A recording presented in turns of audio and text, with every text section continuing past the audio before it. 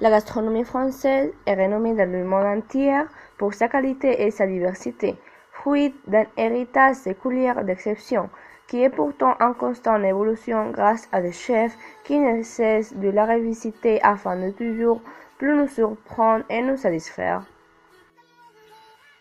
La gastronomie française est en effet un assemblage de spécialités régionales très différentes les unes des autres. Je vous propose sur cette vidéo une visite de la gastronomie des suivantes régions de la France. L'Alsace est marquée dans son histoire et sa culture par sa situation géographique.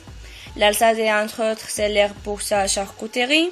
Dans le domaine viticole, l'Alsace est un des plus beaux territoires de France et les vins blancs, Gewürztraminer, Riesling ou Touquet s'exportent dans le monde entier. Un plateau de fromage français ne serait pas complet sans le célèbre Brie de Meaux, fromage à pâte molle, au lait de cru de vache, variétable sur la production régionale. Citons également la coulommière pour les fromages, la moutarde de Meaux pour les conditionnements et les conflits de pâtes pour les roses de Provins.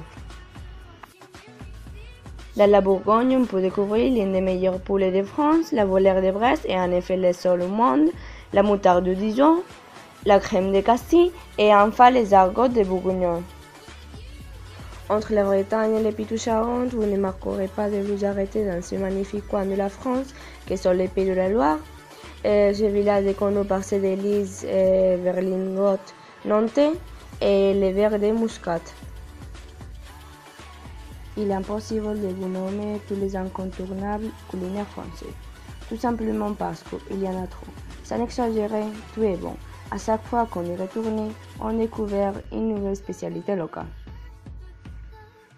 Münster, fromage alsacien de la région des Bosques à une odeur de cadavre, on l'utilise comme fromage principal de la tartiflette.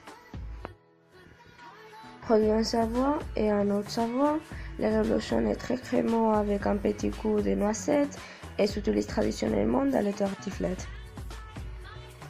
Le comté, un peu sec et ferme, le goût n'a pas trop prononcé, mais le goût peut varier selon la saison de production.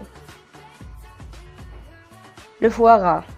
On le déguste en apéritif sur des tranches de pain baguette, sans moutarde ni cornichons, car le foie gras n'a rien à voir avec la ternire. Ce sont quelques grands chefs. Keep calm et merci pour votre attention.